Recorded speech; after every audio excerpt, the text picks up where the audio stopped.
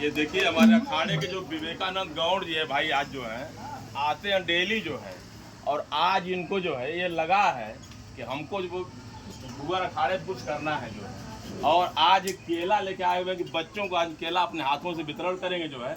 और सबसे बड़ी खुशी की बात यह है कि इनके मन में यह है कि आज मेरा वेट लग रहा है बहुत कम हो गया यहाँ से आने से, और इस नाते इन्होंने मारे खुशी के मारे इन्होंने अपना खुशी का इजहार किया है, और बच्चों को जो है केला वितरण करने के लिए बहुत खुशी से देखिए कैसे बच्चों को केला वितरण कर रहे हैं जो है।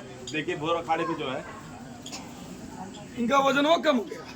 बहुत खुश है कि मेरा वजन कम हो गया, इसीलिए जो कि और सबको जागरूक भी कर रहे हैं, बता भी रहे हैं कि आप लोग आइए और अपना वजन कम करिए यहाँ पे जो है, छोटे बच्चों को दे रहे हैं कि इनका वजन बढ़े और मेरा कम हो जो।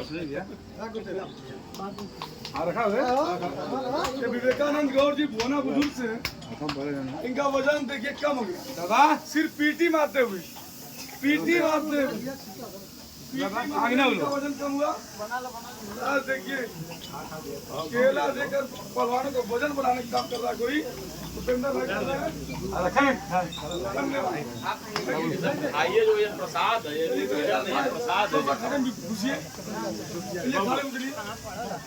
बाबू